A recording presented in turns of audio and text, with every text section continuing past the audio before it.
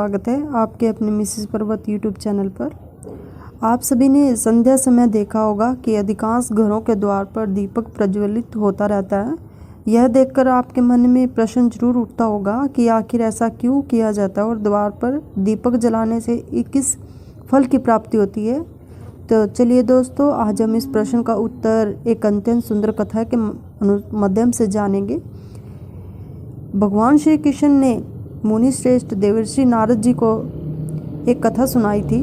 एक बार की बात है, द्वारका नगरी में संध्या का समय था। सूर्यदेव अपनी लालिमा बिखेरते हुए पश्चिम दिशा में अस्तांचल की ओर बढ़ रहे थे। चारों ओर आकाश में सुनहरी आभाएं छाई हुई थी।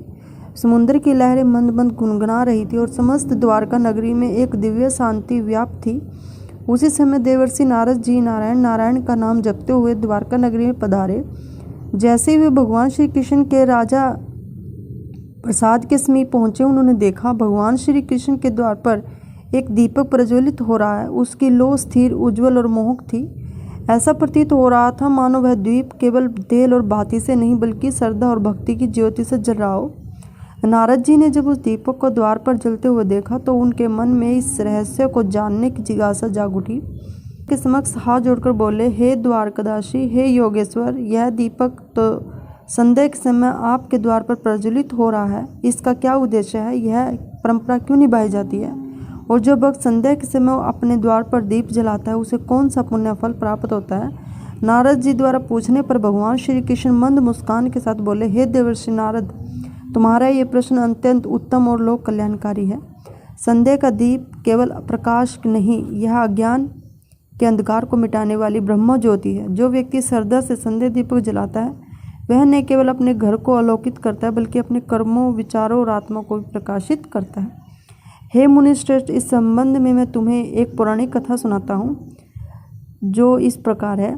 इस दीपक के दिव्य रहस्य को प्रकट करती है। और हे देवर्षि, बहुत समय पहले की बात है, जब अयोध्या नगरी स्वर्णमय शोभा से आलोकित थी, उस समय पवित्र नगरी में धर्म, सत्य और मर्यादा का वास था। मार्गों पर वेद मंत्रों की मधुर गूंज सुनाई देती थी और हर आंगन से पूजा की ध्वनि वातावरण को पवित्र बनाती थी। उसी समय भूमि में एक अत्यंत ज्ञानी, तपस्वी और धर्मशास्त्रों में निपुण ब्राह्मण रहता था जिसका नाम दर्शन था। दर्शन का जीवन ज्ञान प्रकाश स्तंभ था। उसने अपने वेद, उपनिषद, आरण्य और ब्रह्मसूत्रों का गहन अध्ययन किया।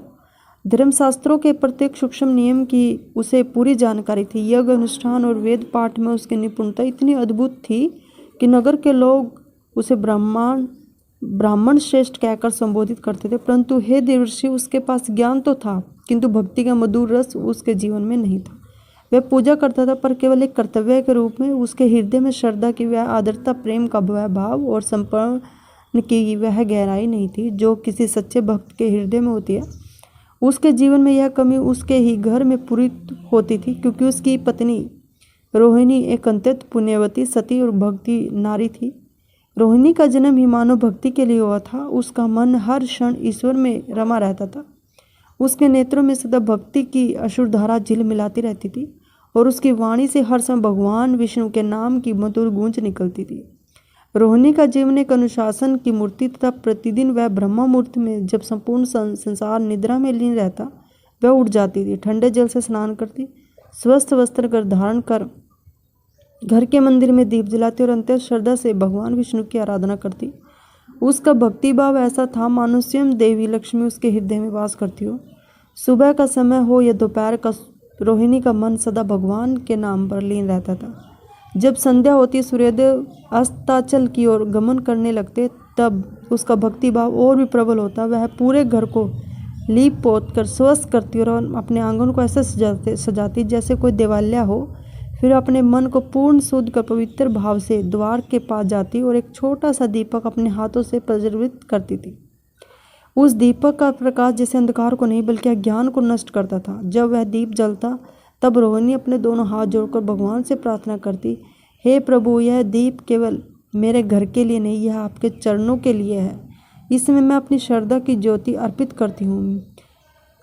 भगवान श्री कृष्ण कहते हैं, देवर्षि, एक दिन संध्या का समय था। रोहिणी अपने प्रतिदिन के नियम के अनुसार आंगन को लीप पोत कर द्वार पर बैठी थी। वह बड़ी भक्ति भाव से दीपक तैयार कर रही थी। उसने मिट्टी के छोटे से दिए में तिल का तेल डाला, रुई की बाती बनाई और अपने नेत्रों को बंद कर भगवान का स्मरण करते हुए दिया प्रज्वलित किया। उसी समय उसका पति दर्शन वहां आ गया। रोहिणी का उपहास करते हुए बोला, हे बल्लभ, तुम यह दीप प्रतिदिन क्यों जलाते हो? इससे क्या लाभ है? यह तो व्यर्थ ही तेल की बर्बादी है। अपने पति के मुख से यह सब सुनकर रोहिणी शांत हो गई। उसने कोई क्रोध नहीं, कोई कटु वचन नहीं कहा। वह धीरे से उठी और अपने पति के सम्मुख जाकर अत्यंत विनम्रता से बोली, हे स्वामी, यह दीप केवल तेल और बाती से नहीं जलता, यह मेरी श्रद्धा से जलता है। यह दीप मेरे हृदय की भक्ति का प्रतीक है। इससे घर में देवी लक्ष्मी का आगमन होता है और धर्म का प्रकाश फैलता है। अपनी पत्नी की यह बात सुनकर दर्शन, जो तर्क और ज्ञान के अभिमान में डूबा था, हंसकर बोला, हे बल्लभ, यदि यह दीप इतना चमत्कारी है तो ठीक है। मैं भी देखना चाहता हूँ कि क्या यह तुम्हें किसी संकट से बचा सकता है। वैसे तो मुझे यह अंधविश्वास प्रतीत होता है। अपने पति की इन बातों को सुनकर रोहिणी को बहुत दुख आया, परंतु उसने कुछ नहीं कहा। उसने केवल शांत स्वर में इतना कहा, हे स्वामी, संकट के समय भक्ति की परीक्षा होती है और जो भक्ति सच्ची होती है वह हर परीक्षा में उत्तीर्ण होती है। इतना कहकर वह घर का काम करने चली गई। धीरे धीरे समय बीतता गया। समय बदला। फिर एक दिन अचानक से कुछ ऐसा घटित हुआ, दर्शन के जीवन की दिशा ही बदल देने वाला।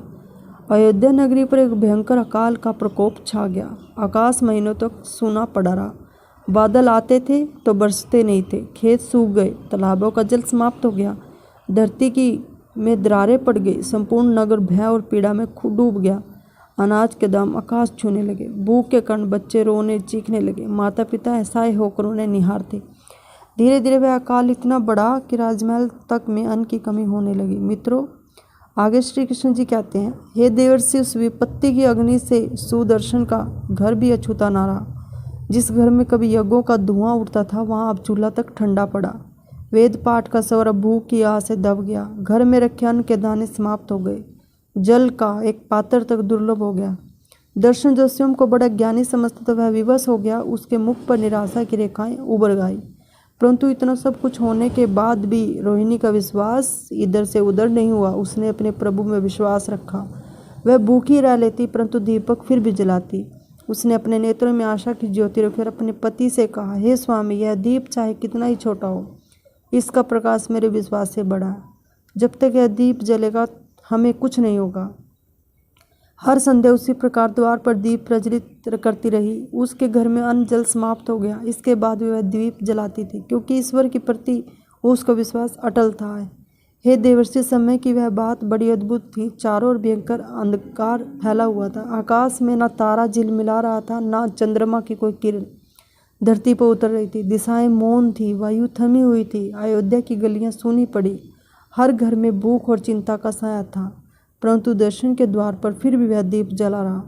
वह संध्या दीप जिसे रोहिणी हर दिन जलाती थी, वह दीप उस रात पहले से अधिक उज्ज्वल था। उसकी लो मानो किसी अदृश्य शक्ति का संकेत दे रही है। रोहिणी उस दीप के सामने बैठी प्रभु का स्मरण कर रही थी। उसके नेत्रों में थकान थी, पर विश्वास की आभा अब भी झिलमिला रही थी। उसके हृदय में बस एक ही भाव था, प्रभु, मेरा दीप आपका प्रतीक है। जब तक यह जलता रहेगा, मेरा मन भी आपके चरणों से जुड़ा रहेगा। वह मन ही मन परमात्मा से प्रार्थना कर रही थी कि तभी अचानक से वातावरण में एक अद्भुत परिवर्तन हुआ। दीपक की लो एकाएक ऊंची उठी और चारों ओर एक दिव्य प्रकाश फैल गया। रोहिणी ने चकित होकर इधर उधर देखा। उसे समझ में नहीं आ रहा था कि उसके साथ क्या हो रहा है। तभी उसकी दृष्टि द्वार पर पड़ी, जहाँ एक अत्यंत सुंदर, तेजोमयी और दिव्य स्त्री खड़ी थी। उनका रूप ऐसा था कि वर्णन करना कठिन था। उनके वस्त्र स्वर्ण के समान चमक रहे थे। उनके नेत्रों से करुणा की मधुर किरणें निकल रही थी। उनके चरणों के स्पर्श से पृथ्वी पर पुष्प खिल रहे उठे। देवर्षि, वह कोई साधारण नारी नहीं थी। वह धन की देवी माँ लक्ष्मी जी थी, जो समस्त ऐश्वर्य, भाग्य और करुणा की अधिष्ठात्री थी। देवी लक्ष्मी को देखकर रोहिणी का हृदय भक्ति से भर उठा। उसने तुरंत अपने हाथ जोड़ लिए। उसके नेत्रों में से अश्रु धारा बह निकली। वह कुछ बोल भी नहीं पाई, बस श्रद्धा से झुककर देवी के चरणों में गिर पड़ी। लक्ष्मी जी ने करुणा भरी दृष्टि से उसकी ओर देखा और मधुर स्वर में बोली, पुत्री रोहिणी, उठो, मैं तुम्हारी भक्ति से अत्यंत प्रसन्न हूँ। तुमने कठिनतम समय में भी अपने नियम को नहीं छोड़ा। जब संसार भय और भूख से डगमगा गया, तब भी तुम्हारा दीप की ज्योति बुझी नहीं। तुम्हारा यह दीप न केवल तुम्हारे घर को बल्कि संसार को भी प्रकाशमान कर